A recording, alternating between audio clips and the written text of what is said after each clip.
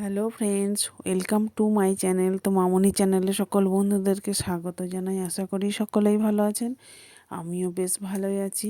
Happy new ইয়ারের সকলকে অনেক অনেক শুভেচ্ছা ও অভিনন্দন। তো বছরের প্রথম দিন, সেই জন্য সকলের মুখ মিষ্টি করার জন্য একটা খাস্তা মুচমুচে গজা রেসিপি নিয়ে চলে এলাম। এখানে 1 কাপ ময়দা, 1 কাপ আটা, সামান্য বেকিং সোডা, কালো জিরে হাফ চামচ দিয়ে শুকনো উপকরণগুলো ভালোভাবে মিশিয়ে নিলাম। এরপর 3 থেকে 4 চামচ সাদা তেল দিয়ে দিলাম। এরপর একটু একটু করে জল দিয়ে এক ডো বানিয়ে নিলাম। এরপর এটাকে আমি বেলে নেব। তো যারা আমার ইউটিউব চ্যানেল থেকে দেখছেন, একটা সাবস্ক্রাইব করে পাশে থাকবেন। এরপর দেখুন এইভাবে কেটে আমি 4টে লেয়ারে সাজিয়ে নিলাম। এই অবস্থা আবারও বেলে নেব।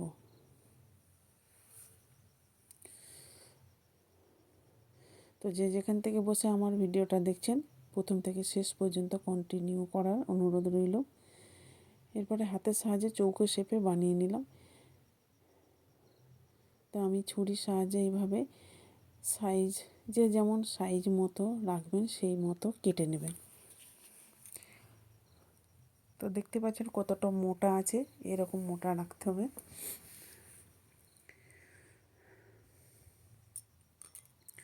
দেখুন আমার সবগুলোই কাটা হয়ে গেছে। এরপর ভাজার জন্য তেল বসিয়ে দিলাম, সাদা তেল নিলাম। তেল একদম লো আঁচে রেখে এগুলো সব তেলের মধ্যে দিতে হবে। আস্তে আস্তে যখন দেখবেন ফুলে উঠেছে, তখন আমি আঁচটা বাড়িয়ে দেবো। দেখতে পাচ্ছেন আগের থেকে ফুলে উঠেছে। এরপর আঁচটা সামান্য বাড়িয়ে দেবো, যাতে মিডিয়ামে থাকে। দেখে বুঝতে পারছেন লেয়ারগুলো আস্তে আস্তে খুলছে। তো বাড়িতে অবশ্যই একবার হলেও বানিয়ে দেখুন, কেমন হলো কমেন্ট করে জানাতে ভুলবেন না।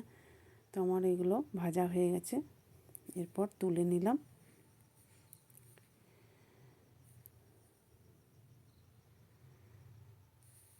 তো দেখুন আমার সবগুলোই ভাজা হয়ে গেছে। এরপর দেখতেই পাচ্ছেন কতটা মুচমুচে হয়েছে, দেখেই বোঝা যাচ্ছে। তো অফ ক্যামেরায় আমি চিনির শিরাটা আগে থেকেই বানিয়ে রেখেছিলাম। এরপর এগুলো দিয়ে 5 মিনিট ফুটিয়ে নিলাম। এরপর আস্তে আস্তে তুলে নেব, যাতে ভেঙে না যায়।